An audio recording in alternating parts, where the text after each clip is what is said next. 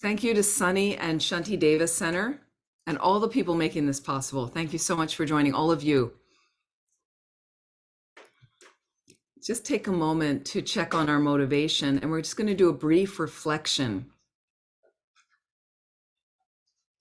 Take a moment to find that nice extension for your spine. Chin slightly tipped, tucked in.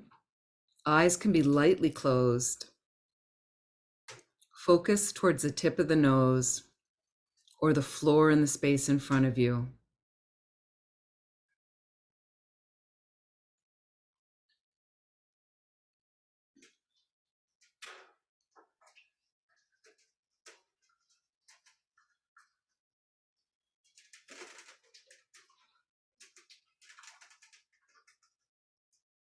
And just begin to focus on your respiration through your nose. Simple breath. See if you can elongate that breath of an inhalation about 5 to 6 seconds. An exhalation about 5 to 6 seconds.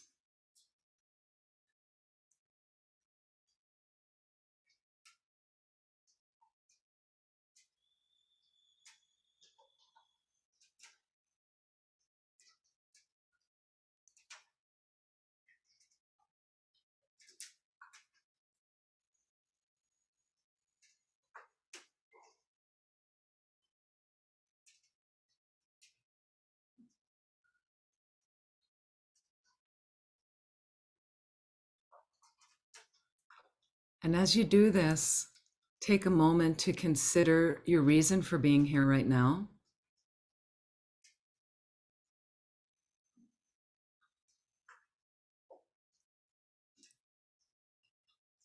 If you can invigorate it with a Mahayana intention. So for instance, if we explore choosing kindness, can step up some meditations, can explore some techniques that will help us to move along a path to becoming fully awake. We can then best benefit all living beings. So think about that could be a reason that you're here right now. More virtuous reason. And especially helpful when you set that intention in your mind. So take a moment, just reflect, and please establish a good motivation for our time right now, our time together, and the activities of the rest of your day.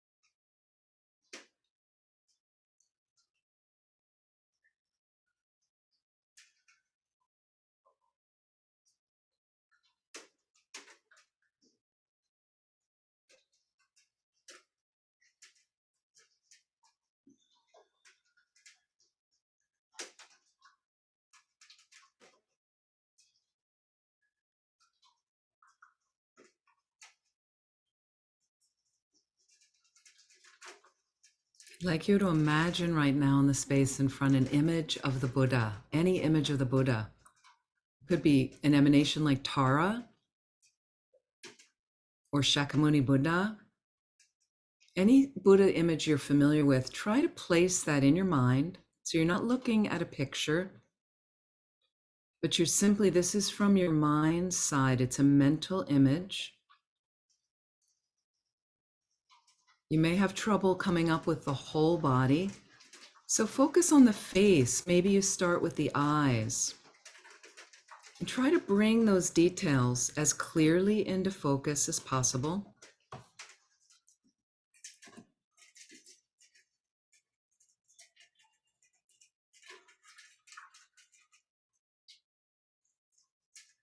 And there's no competition. Just allow yourself to relax into this. Allow the mind to relax. We've looked at Buddha images many times, and just allow that image to come into focus.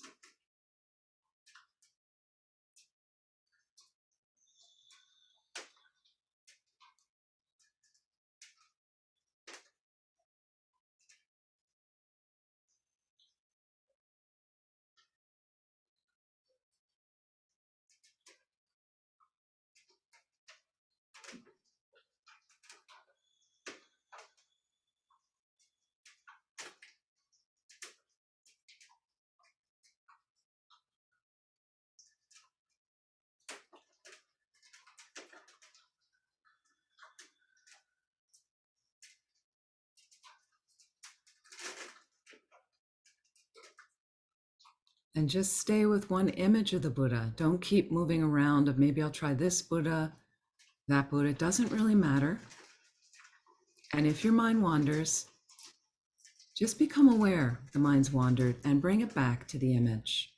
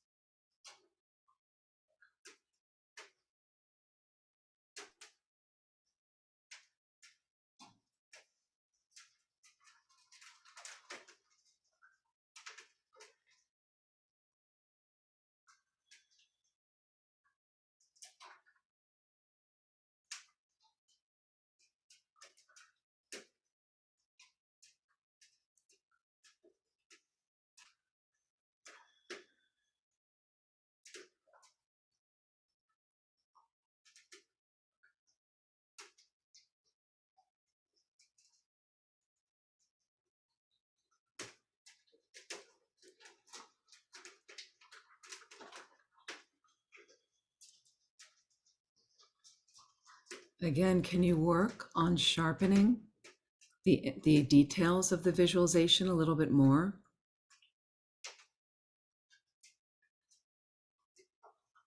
Getting clear perhaps on the position of the hands, the silks or jewels adorning the body or the robes.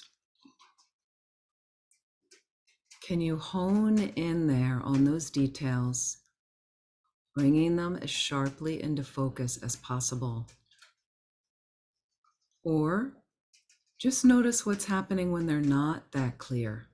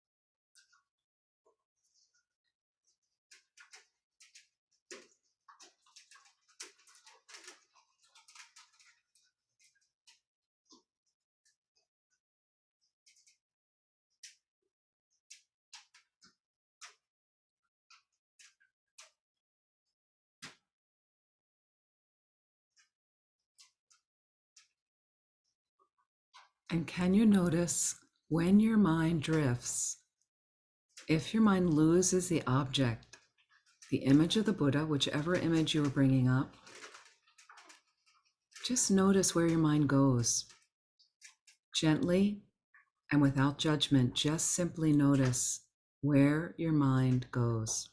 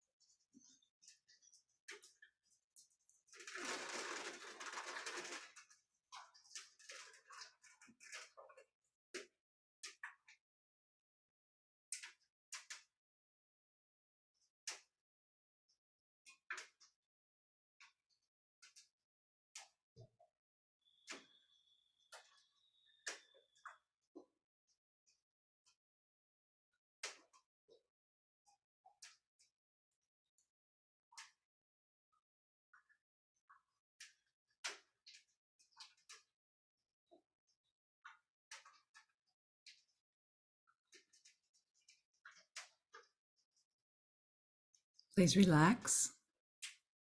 And slowly, when you're ready, please open your eyes.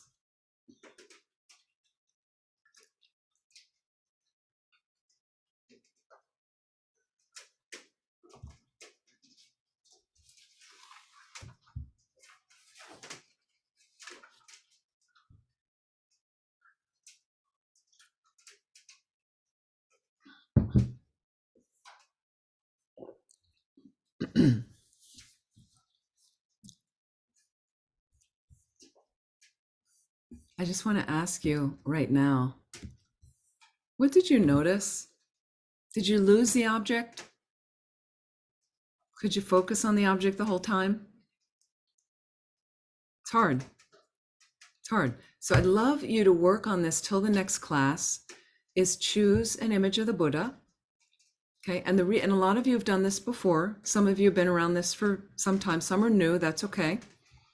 But what I'd like you to do is we're working on some concentration, because you need concentration to get emptiness. We have to work on it at some point. And we've just been discussing in the last class, going through the Noble Eightfold Path, the sorts of conducts the Buddha talked about after he became enlightened. Like he's basically like, here's the path, here's how you do it. Okay, so what we started looking at, just as a review, was ethical conduct. And so those eight, the Noble Eightfold Path, those 8 things are aligned with something, and they can be categorized with something called the 3 higher trainings. The 3 higher trainings, okay? Which is the whole path to enlightenment, okay? What do you remember the 3 higher trainings, if anyone wants to unmute? What's number 1? I just said it a moment ago, in case anybody heard it slip out. Go ahead, unmute, yeah. Well, ethics is the first. Thank you. Ethical conduct, absolutely. Ethical conduct. So we looked at those of the Noble Eightfold Path. We were just looking at those in the past. Whoops, where did I put my, here we go. We were just looking at those from the past classes. And just as a reminder, right speech, right action, right livelihood. So right speech, right action, right livelihood all make up, if I'm countering my speech to make sure that it's honest, not lying, I'm saying things that bring people together, I'm saying nice things to people genuinely, sincerely, right? And I'm avoiding a lot of meaningless chatter like that. That's a nice way to conduct my oral habits, my speech. Doing good work, good vocation, something that helps people, fantastic livelihood. There's many ways we can practice right livelihood like that. And right actions as well. Like what, are the activities that I engage with, whether you are, you're at the supermarket, how do I treat people around there? If I need something, I can't find something. Do you demand it of a person in the store? Hey, where's the vitamins? Or do I, check first to see if I find somebody, what are they engaged in? It looks like they're unboxing things right that. Let me see if they're too busy right now before I just engage for my self-cherishing. I need vitamins, I need this. Or am I very kind with them? These are always examples that we can choose kindness, always an example like that. So again, am I practicing that with right action? How am I on the subway with right action for those of you in New York? Am I pushing and shoving to be the first one in the thing to get out and to, or can I realize like I'm going up the steps now on the subway and it's a dependent arising, meaning we all have to manage ourselves, conduct ourselves somewhat harmoniously to find a way to walk, understanding the interrelational aspect of all of us walking. And you know how some people are in a rush when they're walking and they nearly knock somebody down or trip somebody by accident? They don't mean to.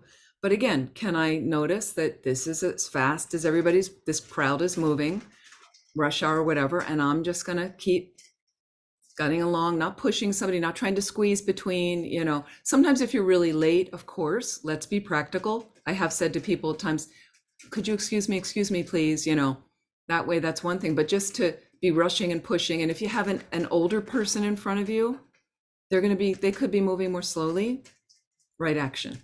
There's many ways to practice right action. How are your apartment buildings with your neighbors, and how do you engage with them when you see them? Do you have people going through the doors at the same time of your building, of a restaurant, of a shop? Can I kind of think about holding the door for them? That's a nice thing. Male or female, doesn't matter, like that. So the next category you get to, that's ethical conduct. Okay, the next discipline, the 3 higher trainings. What's the next one? Based on ethical discipline, what can I develop? Wisdom, Okay, that's a third one. Thank you, Sunny. That's a third one. What's in between? bodhicitta, Wiley? Concentration. Concentration. Thank you. Concentration. Thank you. What we were just doing, what we were just working on briefly. So again, this is what gets hard in Buddhism, is we've got the 6 of this, the 3 of that, the 7 of that. So what happens, not to be confused, which is very common, people confusing it with the 3 principles of the path. Okay, and that is renunciation, bodhicitta, and emptiness. So they both have emptiness in them. Isn't that interesting? Why is that? Well, the Buddha gave 84,000 teachings, all for the purpose of us having a direct perception of emptiness. That's how important emptiness is. We started talking about last week how to understand emptiness based on a pen. Okay, so again, very different than the 3 principles of the path, or the 3 principal aspects of the path. They're called the same, they means the same thing. Renunciation, bodhicitta, emptiness. But we're right now talking about the 3 higher trainings: ethical conduct, concentration, wisdom. Contains the entire path there, right? And how you move along the path. And I'm basing it on the reason you can get concentration, but it's a necessity to have good ethics. So what I want to ask you is, as we were doing the meditation, it's very hard to keep the mind focused the whole time. First, we started with the breath. Great place to start. Settle the mind. A lot of you that have ongoing meditation practices, you've learned that to get the breath first is just, as soon as I start focusing on the breath, my whole system's like, oh, we're meditating now. Like it's just a little trigger for me of like, we're going inward. Let go of the distractions. Make sure my phone is silenced or turned off or away from me. This is what I'm doing right now. And then I'm going to start engaging with possibly another object of concentration. This time I asked you, choose an image of the Buddha these next couple weeks till our next session. And if you'd like each week and you feel like, well, I have Shakyamuni Buddha, I'll do that for a week. Great. Okay. But if you want to change to another image, then I want to try Tara, or the Buddha of infinite wisdom, or if you have a favorite Buddha, okay, then feel free. You want to change to that one, try that. But don't keep jumping around in every session to a different image. Because again, with Shine, with calm abiding, the level of concentration we want to develop, it doesn't matter what your image is. It's how your mind's holding it. It's what your focus is from the mind side of a mental image. Mental image. So initially we start with images, but ultimately you can go through the topics of philosophy in this tradition. And if you come to a deeper understanding, let's say I am going to die. I did death meditation and I have a feeling in my chest, a juicy moment or a fear or aha. Then I want to take that concentration and apply it to that experience, that kind of insight or realization, to deepen that experience. That's another way we use Shine. Concentration, calm abiding, that level of deeper samadhi in Sanskrit. Meditative absorption is what I'm talking about. And we just start with basic concentration. I'm going to keep my mind on this mental image. The image is normally about 6 inches in your mind. If you need to make it bigger, make it bigger. The reason we start with 6 inches, not so big, is ultimately in tantric practice, you're visualizing something very, very small inside your subtle energy system. So the smaller you can make it and keep the mind focused in that way, the more effective it will be in your developing concentration. Okay.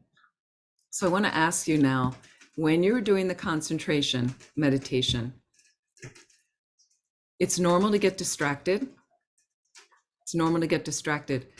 I'm just curious, can you give me a description of where your mind went when you got distracted? Like, was it ruminating thoughts? What is it? Was it a particular worry or fear? Depressed thought, some work concern, problem with a neighbor or family member. Can you just give me a general idea? What did your mind float to? If it did, maybe it didn't. Please, just unmute. Yeah, go ahead. Mine went to a work concern. A work concern. Okay. Yeah. Jane? Mine, I had seen a story about a woman who had given birth to a baby 5 months or 5 weeks before, and she gone into a grocery store to get help because she was being abused by her boyfriend. And I went to that and thought about that. Sure. Yep. So we've got different stories going on, news items we might have heard. Pat, what was going on for you? Thank you.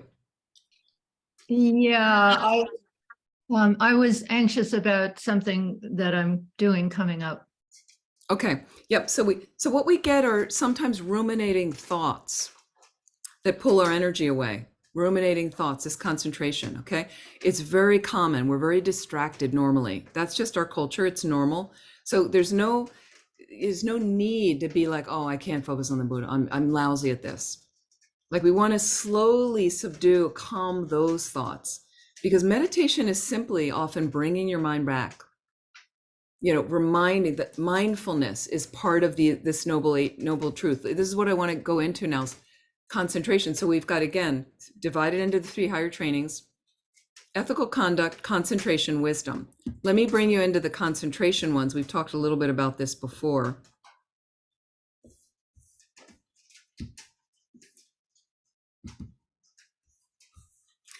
Under mental discipline or concentration, there's many different names. There's under mental discipline of that second of the 3 higher trainings.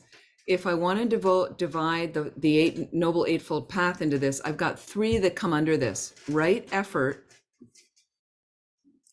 right mindfulness, and right concentration. Okay, so let's just explore this a little bit, what I mean by this. Okay, right effort. So here's number 1. And some people that set up their normal meditation practice, what they like to do is have a little bit of concentration in that practice. Okay. If you're a student of Lama Zopa Rinpoche, and some of you might have gotten advice from Lama Zopa Rinpoche, a life's practice, maybe you have another guru like that. Maybe you're working your way through some of the meditations for the Discovering Buddhism modules, or another meditation course, great, another course. So what happens with right effort is we want to spend and build a little bit into a more consistent meditation practice and have a little bit of concentration in there. Why? It helps the mind not only be more mindful, okay, sharper, more focused, less distracted. And I think all of us would like that kind of thing, to be more mindful over. And as you get older and people are finding their short-term memory is going, and a number of older people I know, they spend so much of their day looking for their glasses. Where did they put their cup? Where are the keys? Where's their phone, right? So, and I see that I saw it with my dad. He'd like go downstairs when I was living with him, and then he'd be like, why did I come down here? Why did I go upstairs? So this is a way to definitely sharpen that level concentration. So here's the first part of the Noble Eightfold Path, the first one that deals with this: right effort. Right effort. This is a tricky one for us. This means you need to put some effort into your concentration. And you need to put some effort into concentration and meditation. Meaning it's not just your focus. I put my cup down. I'm being mindful. That's different. That's a mindfulness. That is one of the Noble Eightfold Path. But what I really mean is part of developing Shine, calm abiding. And again, there are 9 levels of Shine. 9 levels to actually attain Shine. You need Shine, again, you need calm abiding to get emptiness. Okay, you need that level of meditative absorption. Okay, because you're going to be meditating on emptiness. And in meditation, you're going to be able to keep your mind focused when the absence arises to your consciousness, the not finding. In emptiness, it means there's a lack of inherent existence, a not finding. And when you go through your analogy, 4-part analogy in formal emptiness meditation, you come to a not finding, you want to keep your concentration there to deepen the insight, eventually to get it. So there's 9 stages of shine, calm abiding. Okay. But the beginning, what they talk about with it is you need some effort and enthusiastic perseverance to want to sit. And that's what a lot of people are missing, and why they're not seeing an immediate result. So it's frustrating for people. I know people who've been meditating a couple of years, I don't really see, but it is having an effect on you. It's having an effect on your subtle energy system, creates a space for you to go back in your mind when you get tense, when you're nervous, when you're concerned about something, all those things that you guys just mentioned. Then you could come back and go, okay, but I'm going to have my safe sitting space. And I mentioned this to you in other classes and long ago when my normal work thing. So Wiley said he's got a work concern. Well, that's really common. Many of us have work concerns. Very normal. No problem about it at all. But what happened is I had a work concern when I worked for this magazine years ago, San Francisco, and I was a new Buddhist. So, but what do people do with work concerns? Think about your coping mechanisms, right? So think about work concerns. I've seen a lot of people. What I did in those days, this was like early in my Dharma career, right? Long before I was a nun. And work concerns, some people from work that had the same concerns I had about certain people, we would go out at night to a bar. Remember those days, right? We go out to a bar and we would talk about that person negatively at the bar. Or sometimes we try to work out finding a healthy solution with the person to try to air it out with somebody. We talk about them. We'd have some drinks, sometimes we go to a party. Some of us would get drunk. You have your other coping mechanisms and you'd manage it. Or sometimes you go and get physical exercise. That felt really good. Sometimes you escape to the movies. I want to forget about my problems. I'm going to go to the movies, but I come out of the movies. And now what we do is we're streaming videos like that. But you finish the video and boom, here's the problem again. So it's nice to get a break. We all need it. Nice to relax a little bit, take the mind off of it, but how is it really working to solve the problem? So I would come back to my little meditation space I was starting to develop at the time, right? And I might check with other colleagues in the office, talk to friends about this person that was intimidating. How was I going to work with him? But that would only give me little temporary band-aids, little temporary solutions. And then when I would get in my sitting space and I learned it started to feel nice there. It started to feel nice. And then I could just do 5 minutes, some breathing. And right away, disengagement of the nervous system. I feel better now. Actually, more relaxed, less nervous, less wound, less gripped.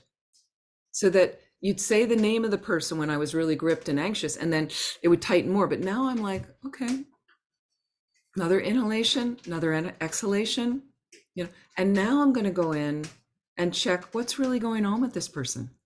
Now that I have a little space, now that I feel relaxed, what's really going on with this person? That's our job. That's what we really want to do on this path as best as we can. Best as we can. Okay, so right there, what I'm doing is I'm making the effort to deal with my mind. And you have to do it. You just have to try to do it. I know it's not easy. So let me describe a little bit more about right effort, okay? And I love these words. It's an energetic will.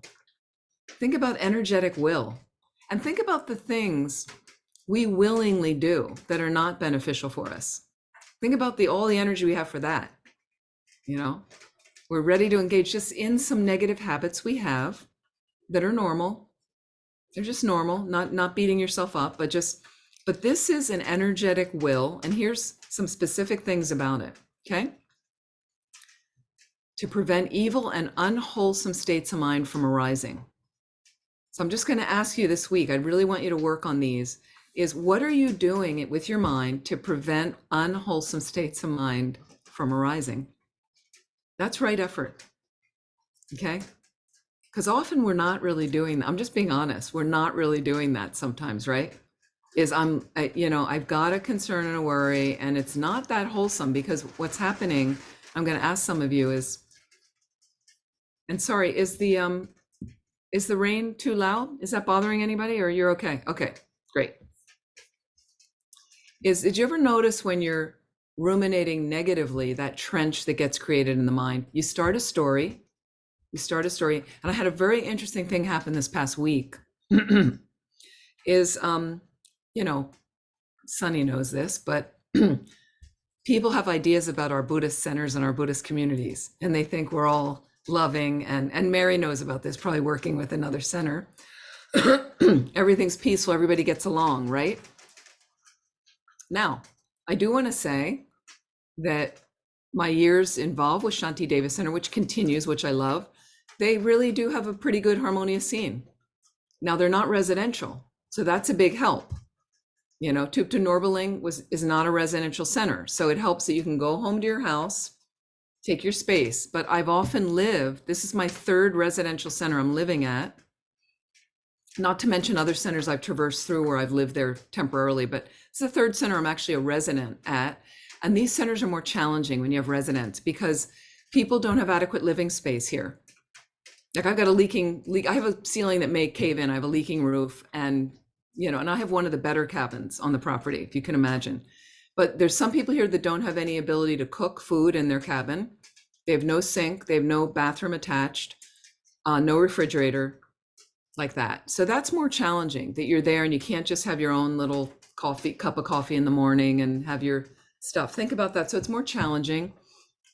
People are underpaid, overworked, like that. So you bump up against each other. So people end up congregating in the dining room, sometimes making their own food in the kitchen, like that if our cook is off that day.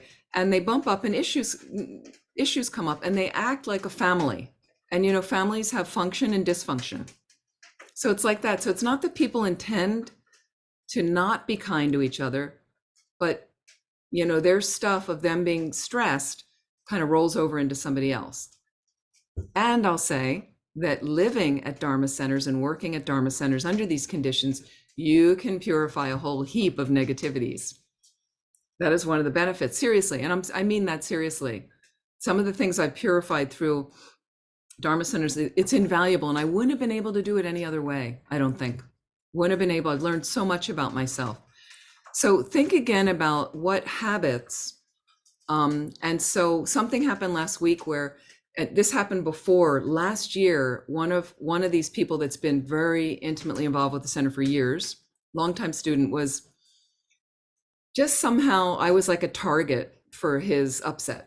Like whatever I was doing, it wasn't, people were a little bit confused, but he was really being very hard on me.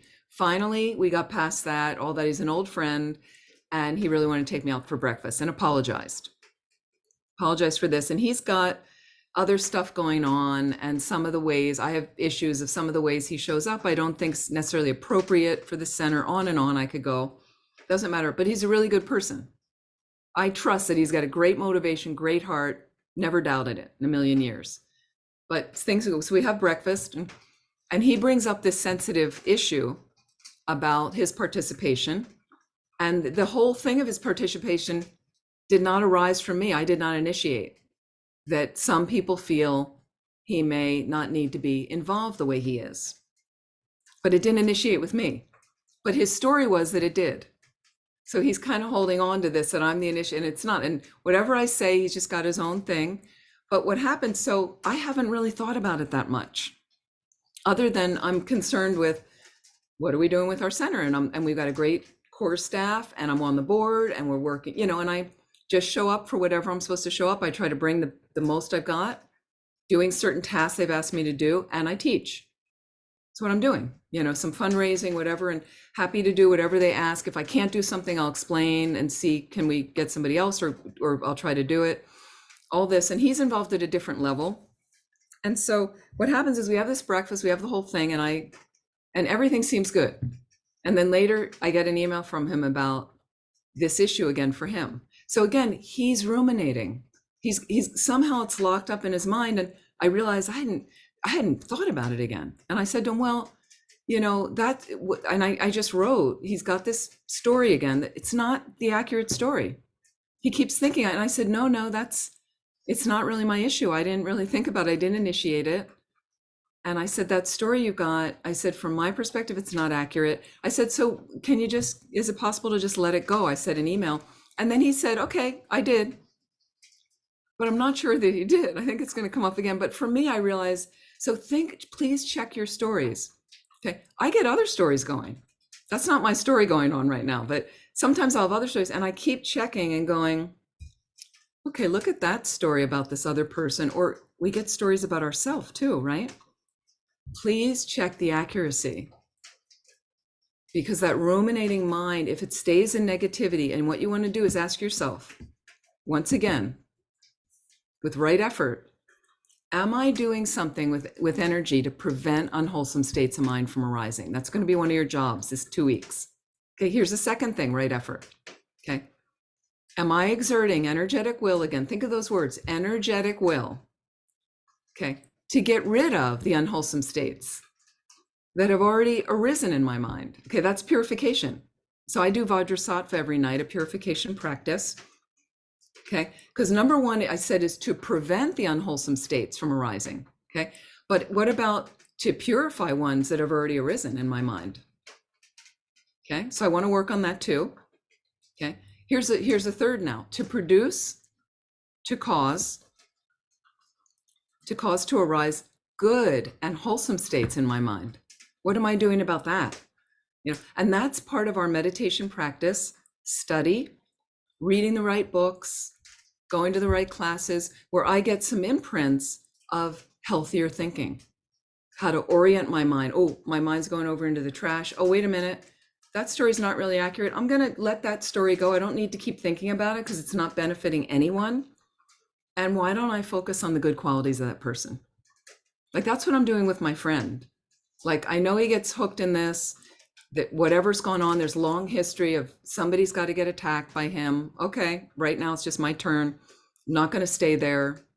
I'm also not going to make it all about him. This is my karma. I created some karma like this. Lessen those negative thoughts. He's got so many good qualities. I'm going to focus on that. You know, so when I see him, and I saw him the other day, I'm happy to see him. I'm genuinely happy to see him. And, you know, like that. And here's number 4. Okay, energetic will, again, to develop and bring to perfection those wholesome states arising in my mind. So that's my whole path. So the first one is just to kind of produce, cause to arise, kind of I'm creating a concoction of wholesome states in my mind through my practice. And then what I want to do is continue this path ardently to perfect those wholesome states. That's right effort. That's right effort. Okay. Everybody okay? Everybody with me? So I'm going to send some reminders, and that's what I'd love you to focus on, one aspect. Okay.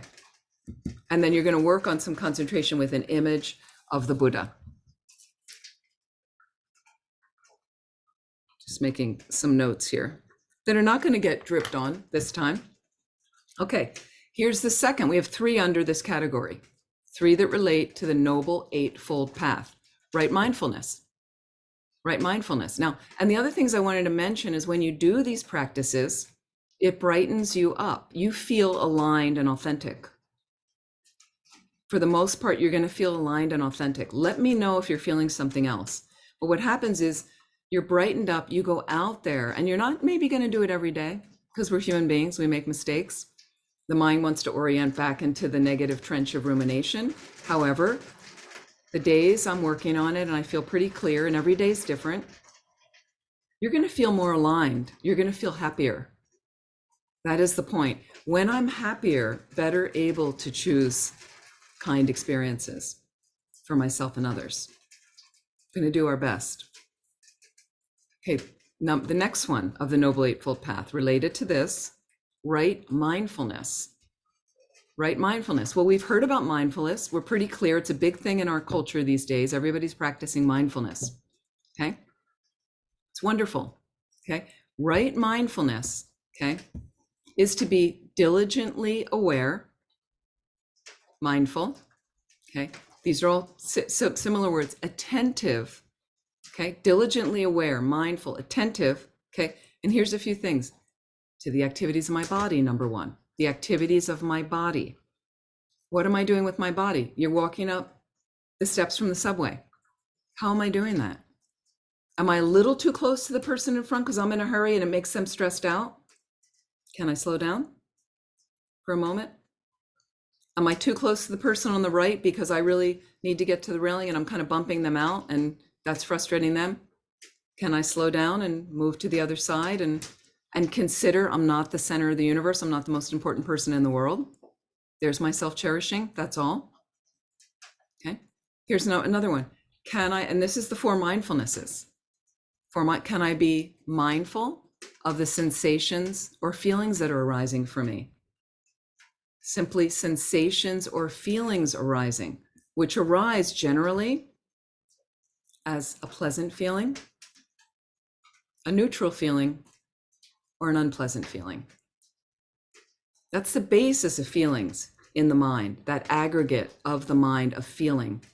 It's one of the 4 aggregates that make up your mind, feelings. It's not emotional feeling, the roller coaster of the emotions. It's pain, pleasure, neutral. Can I sometimes just notice, and here's the thing I'll notice.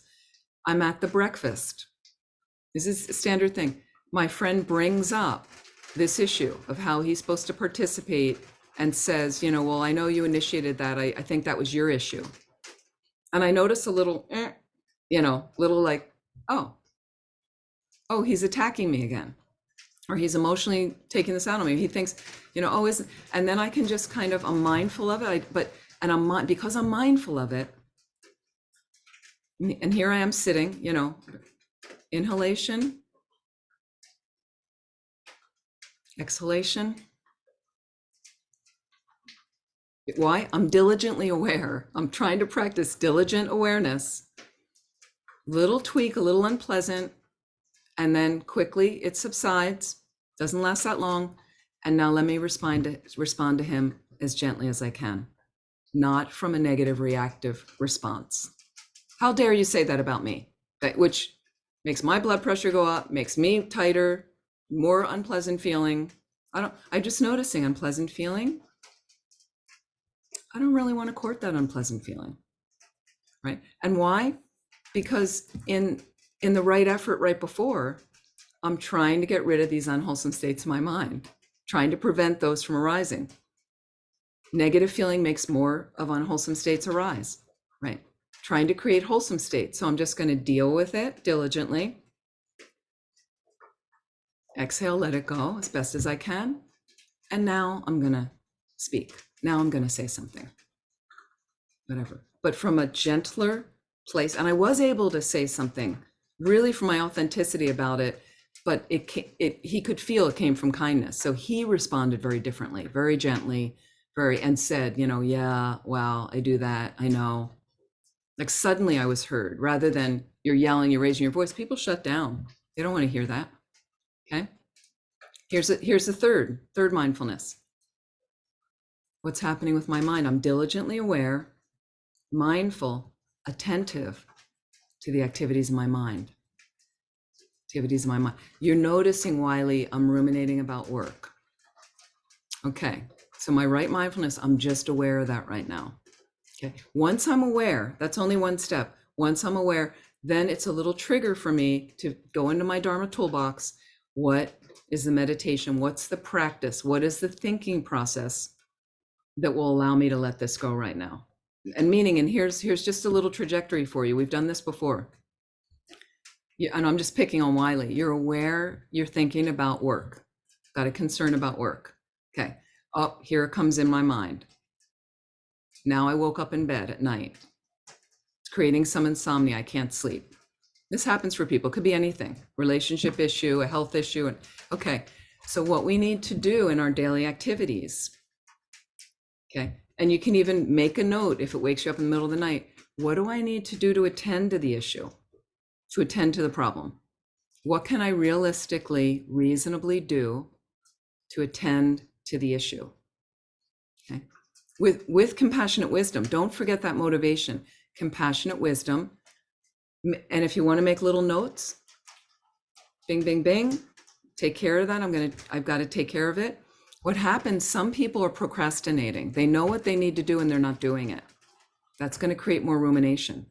So if you want to go back to the right effort, trying to create wholesome mind patterns, I'm trying to eliminate unwholesome ones. That's why it's right effort. You need to make the effort. This is the hard one for people. We get lazy. I don't feel like doing it. It's too much trouble, Dharma. Can't practice. My mind's a sieve. Nothing stays in. I can't focus on anything. It's normal. Relax. Bite-sized chunks. So make your little list of what you can actively do and get to it. Start getting to it. One at a time, take one of those issues a week. And sometimes you're going to have a list and you realize, you know what? My boss is like this. He's just a jerk. He just has that kind of behavior. It's unfortunate. A lot of people in the office say that. I'm not the only one. We have tried to have a group talk with him. People have tried individually to speak with him. He's not changing. This is the way it is.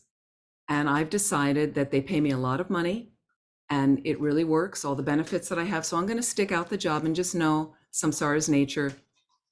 There's suffering, and sometimes it ends up manifesting in a boss like this. Or I've decided I'm going to keep this job for one more year because the money's good and all that, and I'm going to do this. And while I'm going to do that, I'm going to look for another job, something where it's a little bit more peaceful, harmonious, of a healthier work situation. And I'm going to make that decision. Or you may come to a decision that you need to quit or ask to be transferred. Those are your options. And other than that, you've exhausted your options. Then you have to practice letting it go. Because I've been through the options. I don't need to ruminate and think about it anymore. I've made my decision. I'm living with it. If you want, reevaluate in 6 months and let it go. Get it out of your mind. Because there's no more benefit there. Am I resonating? Everybody getting this? But you have to really do it yourself. Nobody can do it for you. And some of us have the habits of rumination.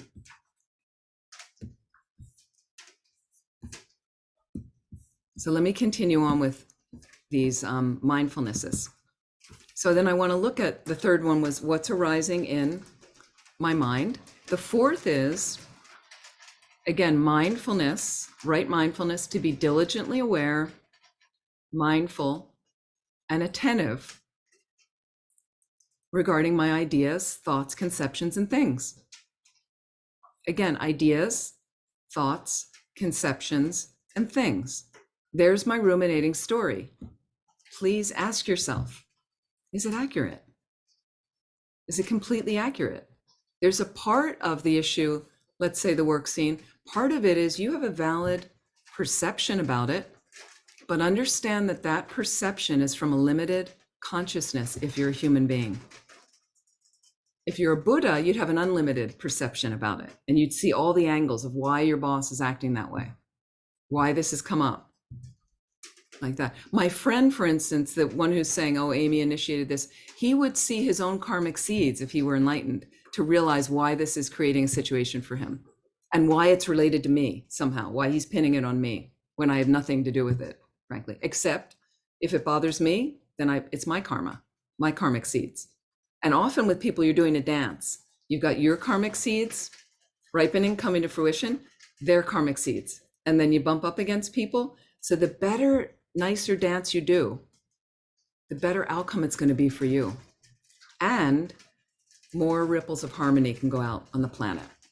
Like what I finished the breakfast with my friend was good. We left, hug, good note, positive, let's have another breakfast. Let's keep talking. Very nice. We could say some challenging things. We both were listening really attentively in a good space. No problem. We're going to do it again. Like that. So, and you do the best you can and realize it's not always totally perfectly fixed. That's samsara's nature. That's samsara's nature. You may end up, I've seen this. A staff did an intervention for a horrible boss. The boss was willing to look at some of the things they said. They owned some of it and they made some changes, but there were some aspects of that person that they just couldn't change. So people were like, well, good enough. Some of these things got better. He still does that. We hate when he does that. All right. And you move on because that's human nature. Okay, that's right. Mindfulness. Again, this is the second, a second point, not the second of the Noble Eightfold Path, but the second related to ethical conduct or concentration or mental discipline. Okay, right effort, right mindfulness, and now I want to talk about right concentration. Right concentration.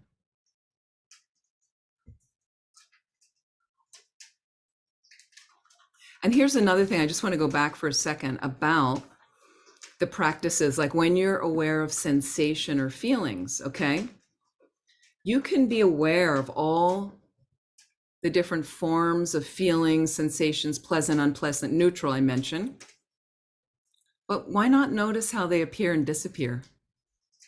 You know, my mindfulness can be like, what happens is they appear, let's say unpleasant sensation appears. And then what happens is I tighten around that. When I tighten around it, I'm solidify that unpleasant experience in my mind. And then I start ruminating in my mind. Now I've activated an idea and a thought around that unpleasant sensation. This is how they all bump up against each other. So, you know, but if I can just notice it's temporary, unpleasant feeling right now, they appear, disappear, right? And you have a ruminating thought, it comes into being and like clouds in the sky. And if I choose to let it go, let the wind carry it off it goes. Or I want to solidify around it, make it real, this inaccurate story, then I'm going to keep thinking about it and dig that trench of that inaccurate story that has a valid perspective. I get it. Some valid perspective based on your consciousness. But again, think my consciousness is limited. The story is not entirely true. Give yourself some space with it.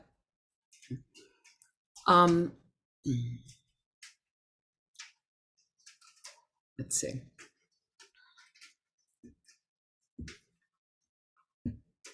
Okay, then the third one we're going to deal with concentration, right concentration.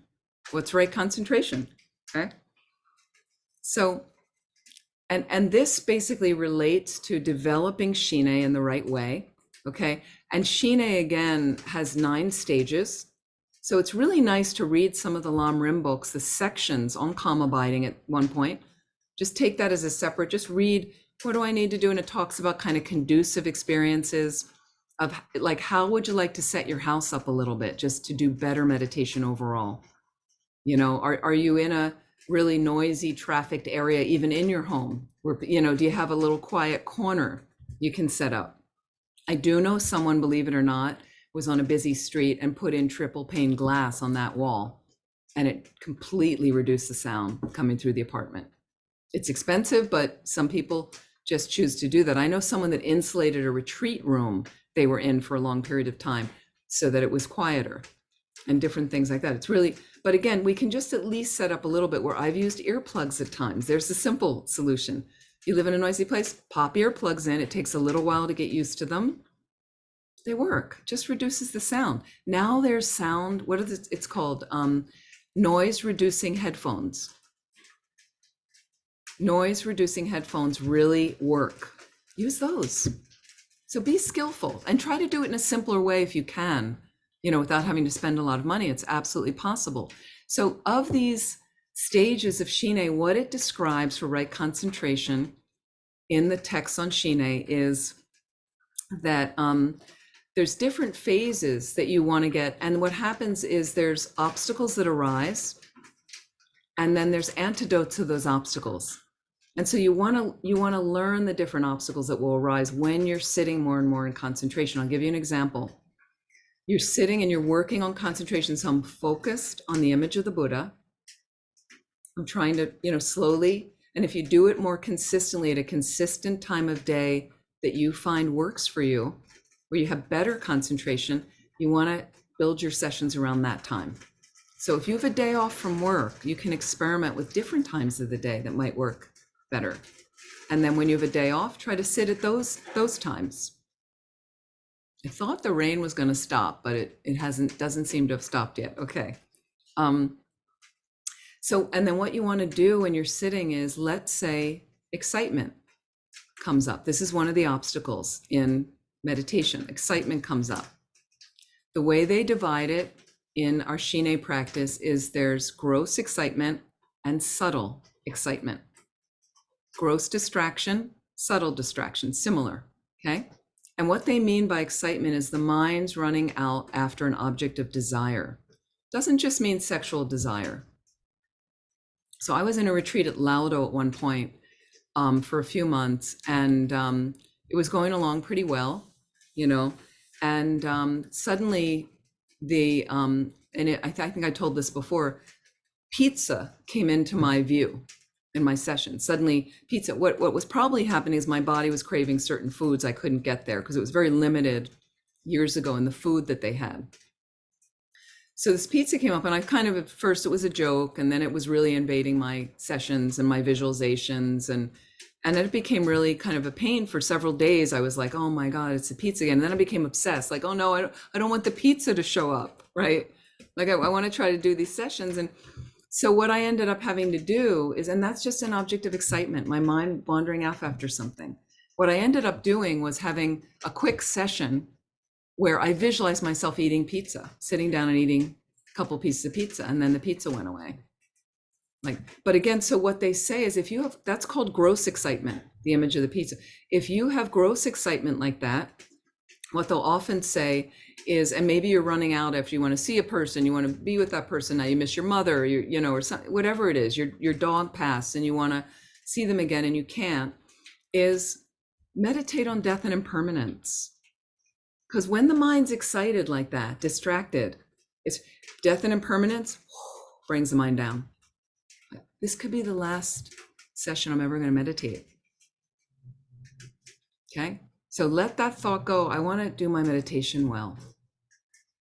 So that's just a quick antidote, they say. Then you have things like subtle excitement.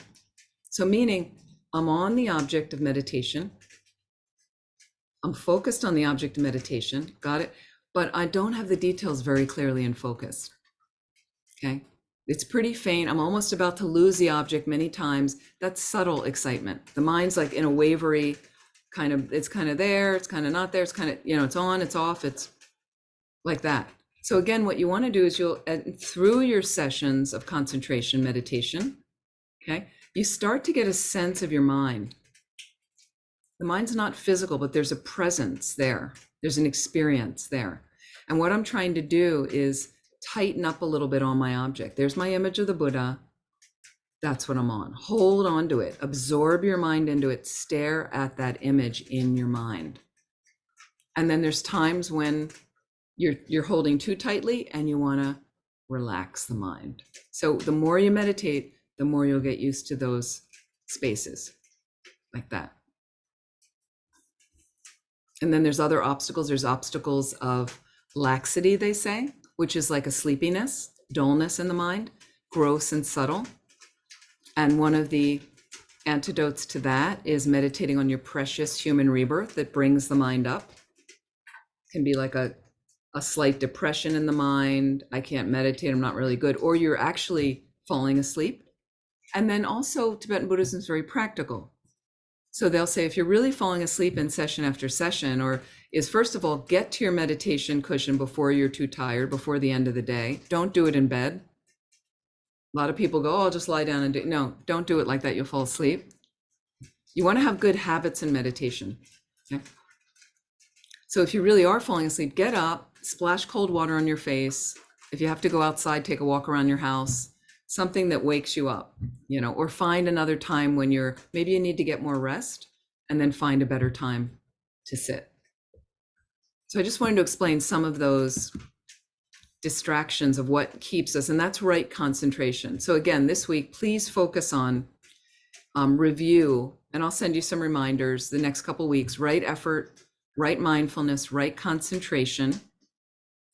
How are we working with those? And then meditating on a mental image, a visual image of the Buddha, trying to develop some concentration, and at least trying to build the concentration in your practice to keep it going after this class,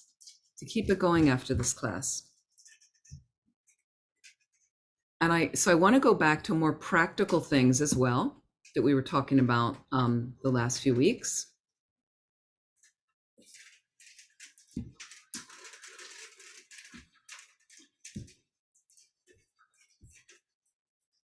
Where did I put my notes? Here we go.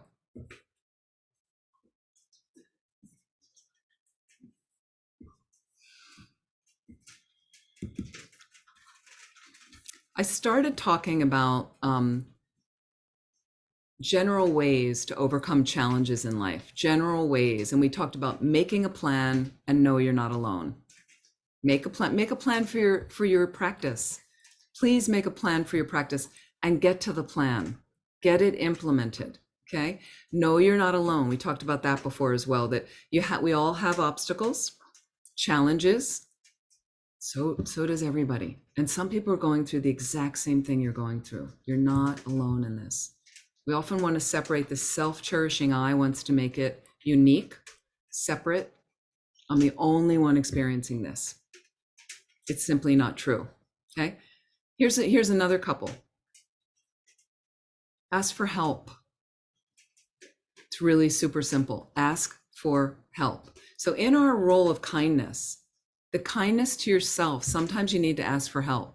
Like, here I am, the roof was leaking. Okay, it wasn't leaking that bad at first. I'm like, I can manage, maybe, and then it started leaking in another place. And then, I'm really like, maybe I need to let somebody know. And I did, and they came and they helped. And I said to them, look, there's a lot of other stuff you guys have to do. I'm only one person. If I need to move out of the room temporarily, I'll do it. It'll be a hassle, right? Because we have such limited housing here. But figure it out. And they, people were like, no, that's okay. We're going to go get a tarp. We're going to go do this. And in the middle of everything. So ask for help. You don't need to feel shame sometimes. People say to me, oh, this is a really stupid question. Can I ask you? I don't believe in stupid questions. If you have a question, doesn't matter. If you need to ask the question again, like that. But it is helpful. If you are getting some advice, try to listen to the other person actively so that you get it. I've met some students, they're so excited and they start asking me questions. And in the middle of my answer, they're on to the next question. I'm like, whoa, let's just get through this first, right? So there's many people around that want to help you. There's many people around you that want you to succeed, right? And then another thing I'd say is, this is standard, feel your feelings. Feel your feelings. We don't need to mask what's coming up for us. I noticed that I had a bit of a stomach ache the last couple of days, and I'm like, and comes and goes here. Had a bit of a stomach ache since I moved here. It's an unsettling place right now, California. Fires, earthquakes, floods, the road washed out. And I've dealt with this in the past in my life, but I was younger. I feel more vulnerable being older, but that's natural. So I kind of go, oh yeah, vulnerability. I'm not afraid of that. I don't see it as weakness. I just see that I need to change some of my behavior. Brené Brown, what does she say? Vulnerability is the birthplace of innovation, creativity, and change. I see all of that as positive. So what I just need to do is ask for help, right? Notice these feelings and notice what I need to do. Go back to my practice. I have my coping mechanisms. They're quite healthy. Make sure you're doing them. Check out what's happening. Make sure I take care of myself. Is it, slowly, the weather will come to an end. Slowly, different things arising, and focusing for me on all the good stuff that's going on here. All the good people that are working here. Fantastic. Okay. But I'm also going to acknowledge that, and then me talking to the wonderful guy that came to help TARP, who's really become a dear friend. I really like this guy. And saying to him, yeah, I noticed I've got a stomach ache, I think my vulnerability. And then he got to dump out how he's feeling, all the same feelings, and go, oh yeah, I had this, and then this happened. And I went, okay, hey, we're in this together. And then I said to him, hey, we need to have another meal. We haven't gone out for a while. And he goes, yeah, definitely. We need to do that. And that'll be fun. And I said, and not talk about the work we're doing here, talk about something else. We've also both just lost some people close to us. That's hard. And so again, like, we're connected. Then we recognize we're connected and much stronger connected, much stronger. So again, here's another expression of kindness. Because I'm feeling my feelings and I feel somebody safe I can express it to, he suddenly opens up about him. I'm going to listen to him. I said to him, how can I support you? What can I do for you? This is great. And I send him messages on WhatsApp that he likes to get. I send him all these positive messages as much as I can. Great job. Fantastic. Thanks for taking care of us. Thanks for thinking of me. Thanks for doing it. Banner job. Brilliant. Wonderful idea. So again, that the union is so much stronger. This is what we need to do. That's how the kindness gets practiced. You can do it. So think this week about what extra little connection can you make with somebody? Somebody you know, somebody you don't know. You're entering your building, you hold the door for them. I've seen people kind of go, oh, thanks so much.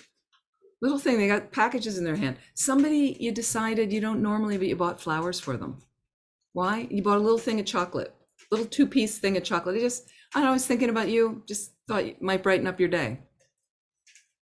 That goes so far for people. Somebody's thinking about them. Somebody cares about them. Somebody wants to bring them something delicious, flowers, chocolate, whatever it is. So many little ways we can do that. It tells somebody, you mean something to me. I see you. I see you. Incredible kindness. And then one last thing I'll say, and I'll take some questions. So here's what we need. And this is from, I love this. This is a chapter in a book, one of my favorite book of mine. From Pema Chodron. Some of you have heard this before. From Pema Chodron. I love Venerable Pema Chodron, incredible nun. The fundamental ambiguity of being human. Let's think about this. The fundamental ambiguity of being human. Oh, wait, let me just make sure I covered everything I wanted to cover today.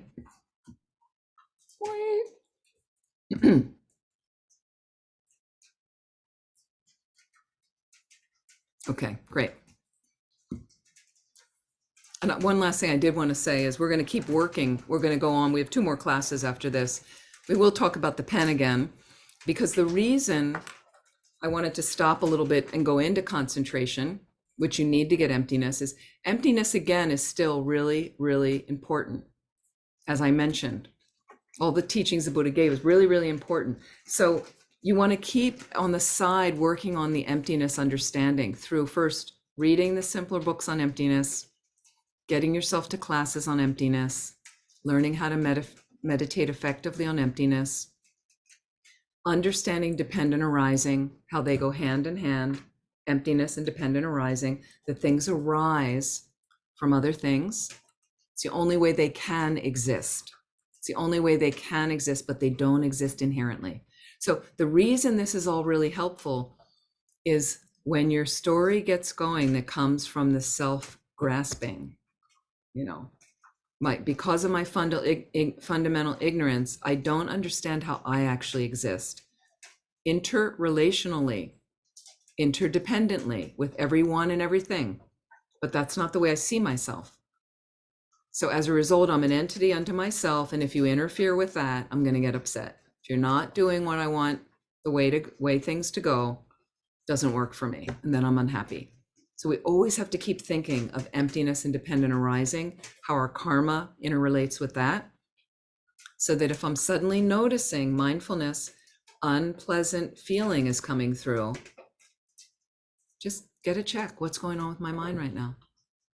Wow, look how solidly I'm making that person having breakfast with me because they're saying that I initiated some negative thing for them. And look how solid I'm making them right now, solidly other. And right in the middle of breakfast, I interrupted and said, it all comes down to emptiness, doesn't it? Like it just doesn't exist as solidly as we think we're making it. And he agreed. He goes, oh, but it really cut it for me because I just suddenly saw him there, my friend, and all the little tangles and all the other joys and all the stuff, and went, we're gonna get this right. We're gonna harmonize this, and I don't exist inherently. There's nothing inherently you can attack because there's nothing inherently there. We're energy. My karma's unfolding. If you accuse me of something I didn't do, I might get upset, or maybe I won't get upset because I know I didn't do it. I know I had a good intention. This is simply my karma, but I'm gonna very much choose not to negatively interact with you, not to negatively attack you at all in any way, even some little joking barb that upsets you. I'm not going to say that. Not going to go there. I just want to create healthy things in your mind, healthier, healthier, and I was able to counter with a really healthy thing of something that he was attacking, to say, you know, I'm just a human being. Do we need to go there? Do you really mean that? Is that really solid? Here's what I was going on for me. And then he went, oh, I didn't know that. And I went, that was my thinking. I really wanted to help this other. Oh, well, that's different, he said. So, you know, just giving a bigger space to everything. So that's why emptiness is really important. And so I was going to say, let's go back to the fundamental ambiguity of being human. And I just, a few things and we're going to go on with this next week is, and I like this it starts with a quote, this chapter from Suzuki, the master Suzuki Roshi. Okay. Think about this in your whole context of choosing kindness and why it's challenging for us as human beings. Okay.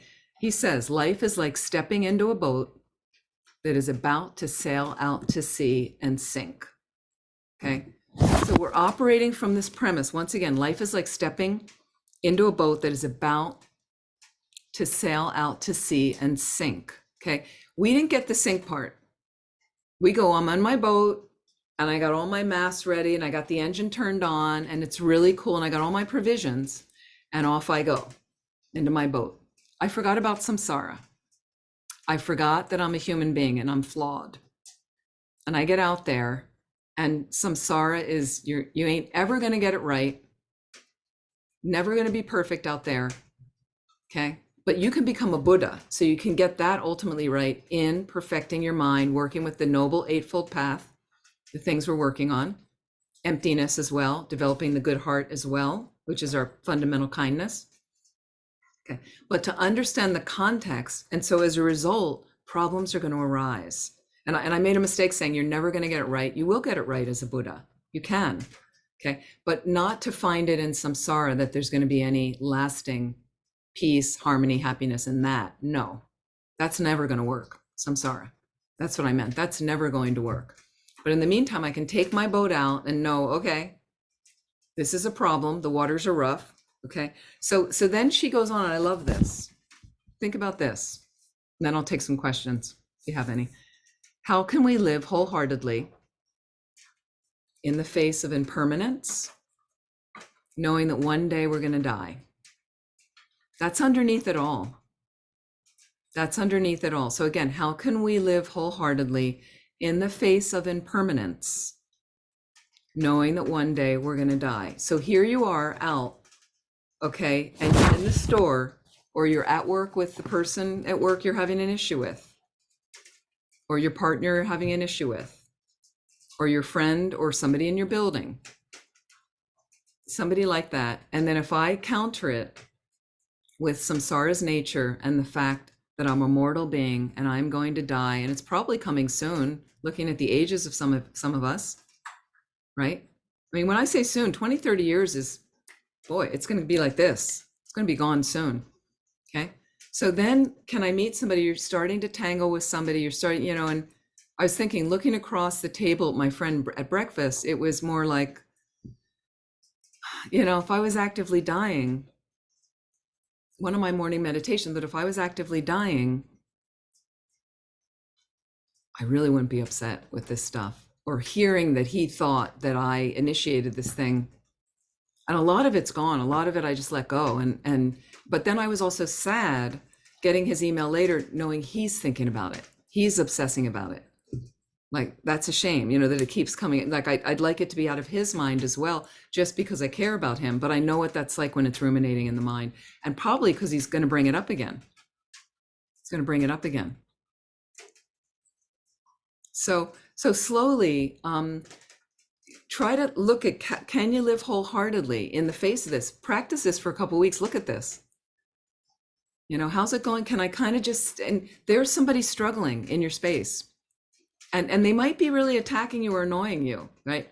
Can I wholeheartedly, meaning my heart's going to stay open to them? It's scary. It can be scary. Again, first of all, make sure, protect yourself. Don't put yourself in real danger. That's not what I mean. Don't put yourself in real danger. But in another thing, can I wholeheartedly, how can I kind of deal with this in the face. And here's another example. We've got a lot of homeless people in our spaces, some of us, depending where we live. I don't know about Cleveland, but I know in New York, I know in Santa Cruz, many homeless people.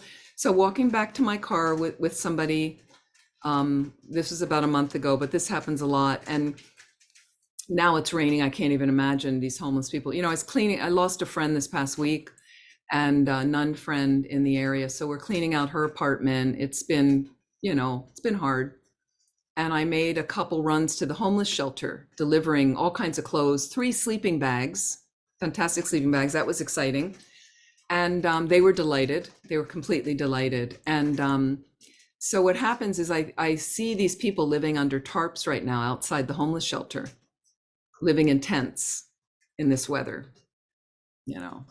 nasty. So one of them, I went back to my car in a parking lot, and there was a homeless person sleeping, parked kind of on the side of the parking lot, indoor parking lot. And I've seen people go by and be like, oh, like they don't belong there. They're near my car. How dare they invade my space? But again, you can train your mind. Now, I've done a lot of volunteer work with the homeless over many, many years ago. But again, how do you want to, with kindness, like, I'd have a lot of trouble living on the streets. I could tell you that. I could guarantee I would have a lot of trouble living on the streets like that. So can I just soften a little bit, wholeheartedly realizing this is samsara? I don't want to see unhoused people, frankly, right? Not just for them, but I don't want to see them anyway. I don't want them in my space. But I'm not saying there's anything wrong with them, but it's just not pleasant for anybody. But I do think about them as well. I don't want it for them, of course. But again, this is samsara, and mortality. I'm going to die soon. So what would I like to do if it was my last day? And I just said to my friend, do you mind? Can we, easy little takeout stores nearby? And I said, I don't want to give them leftovers of mine. I want to buy them their own meal. And I just quickly went in, 5 minutes, ordered a nice little meal. Person was sleeping, but I was like, fine. I think at first I said to them, excuse me, would you like something to eat? Can I get you something to eat at a nearby restaurant? And they didn't respond. So I said, I'm just going to get it. And I left it there. And later, as we were pulling out, I saw them wake up and go for the meal because it was hot then. So little 2-second little thing like that. It's your choice. Again, it's your choice. And stuff like that. We actually considered, because we were passing homeless people as I was driving to the shelter, and I thought, maybe I should just give them a sleeping bag right here. I didn't, but then I went, well, the shelter might have a bigger need. Let me, I didn't know. And so I just delivered it there, and they were really happy to get it all, and then they can distribute it in the best way. Please, any questions or comments as we finish?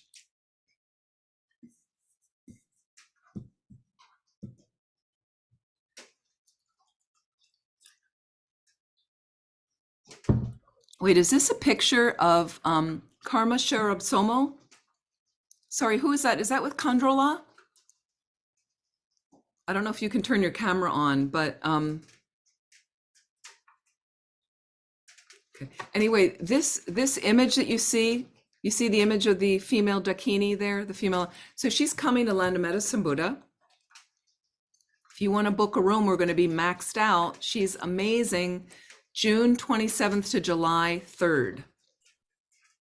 You can book a room here. They're going to be probably sold out, and she's amazing. She's incredible.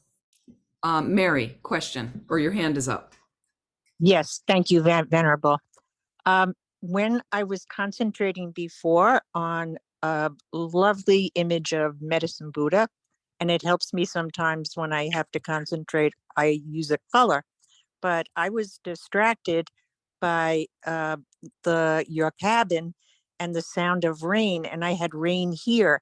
And to me, it was like a lovely sound that I often like to listen to. Is that an example of subtle excitement, being distracted by a subtle excitement? That's a little bit more of gross excitement.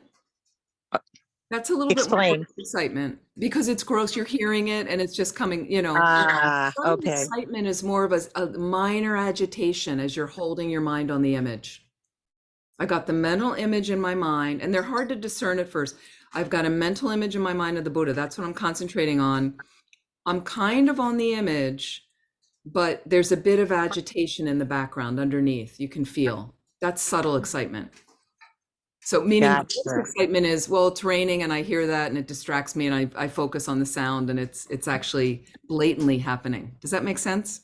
Yes, yes, it does. And meanwhile, I'm thinking maybe I could fit Buddha into the rain.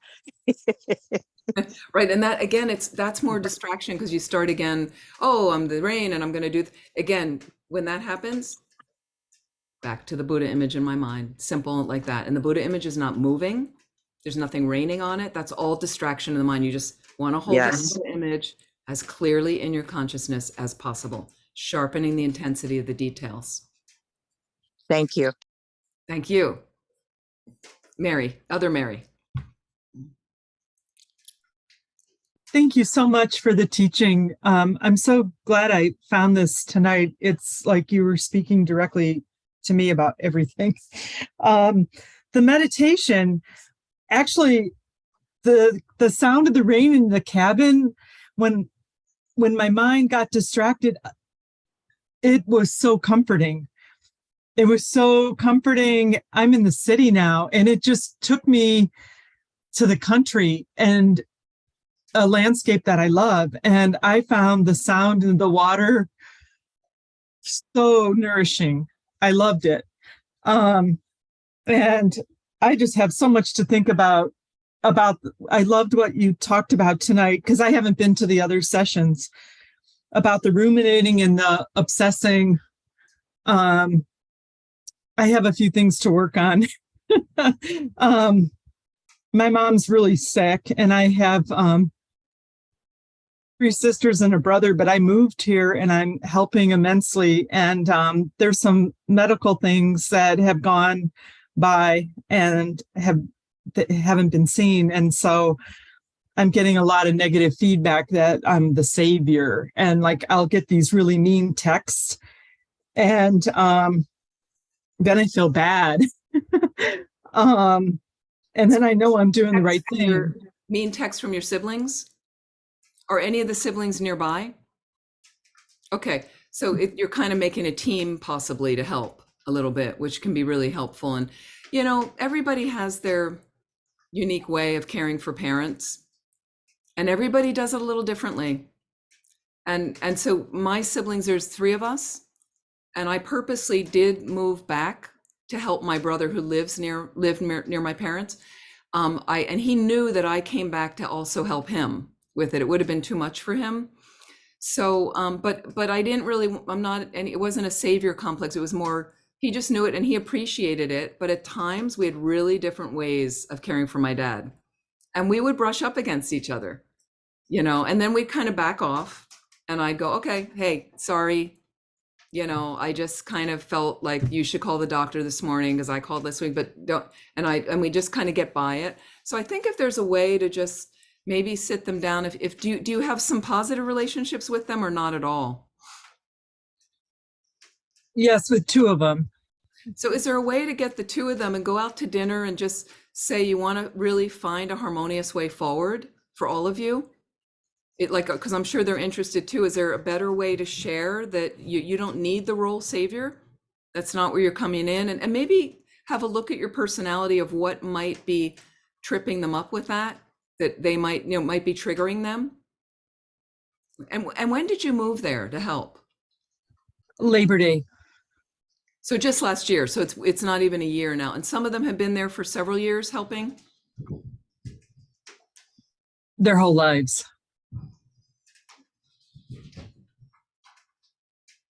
I'm not sure what that sound is. I hope there's not. Okay. I just want to make sure there isn't a tree that's so they've been there their whole lives. And so there could be a little bit where, and are you living now with your mom? No, I'm at my aunt's house. Okay. Because it could be, there is sometimes when the new sibling arrives and the new sibling might have new systems and the other ones get a little like, we've been here the whole time. Like, you know, that's normal. That's normal. So I think if you can just gently say, you know, did they want you to be there? Was that why you moved? You were just trying to share the whole thing, or? Yeah. And did you mention to them at all that you were thinking to move back to help and that they were okay with that? And It was mostly with my mom. okay, that she wanted you to come back. Okay. So maybe if there's some way she can mention that to them. She probably wants all her kids there. That makes sense. And just say, you're just trying to figure out a harmonious way forward and you don't want to interfere with what's been going on. And can you help or just take shifts and different days that you manage different things? You do the best you can. It's a stressful time for families, especially when there's heavy medical issues. So I think more of it, just putting it out there gently with them and seeing and really listening to them of how they might like you to be or what they want you to manage. And sometimes, you know what, they'll still have their criticisms. It's just, there's family dynamics that no matter what you do, people have their things. So you just manage it as best as you can. I hope you can find some help for your mom and that she's not suffering too much. Do the best you can. Yeah.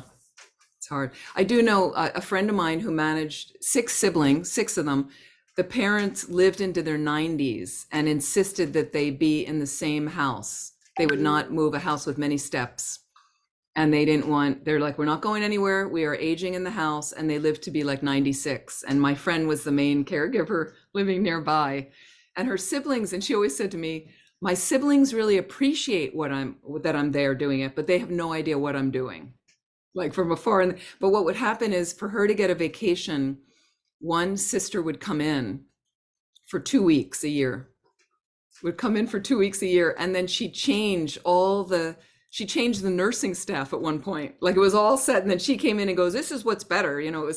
My friend was just like, it was not helpful at all. It just, the whole shift, and she upset one of the main caregivers that was one of the best. And, it just stuff happens, and people mean well. I always think people mean well. So I would just, try to gently talk to the ones you get along with. What's the best way for us to do this? And you can have a really nice time too around, like if your mom's really actively passing, they did something. The 6 of them came together when they really realized it was going to be a matter of days. They came together at the house. They flew in from different parts of the country, and they really had they were a musical family, and they sang a lot of show songs the mother loved around her bedside. And they just said she just sailed off. It was really a very pleasant thing. It's nice if we can come to that space. That you do the best you can. I hope that's helpful. Anything else? Anyone?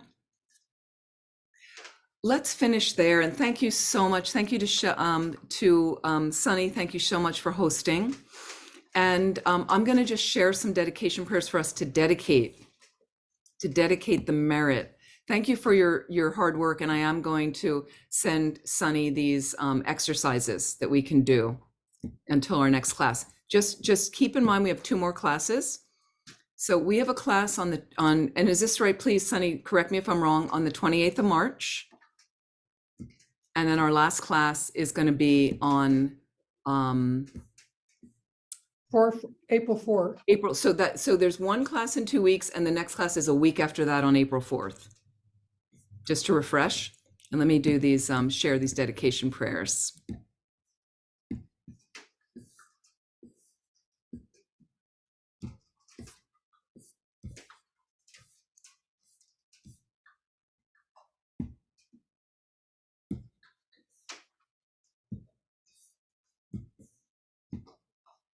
Can you just make me a co-host, Sunny? And I will share my screen.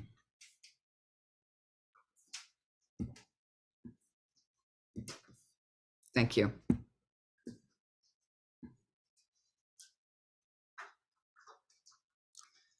Let's see, where did it go?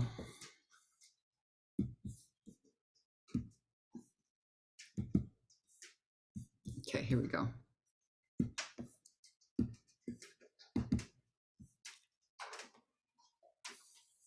With bodhicitta, feel free if you want to join, we can just read together.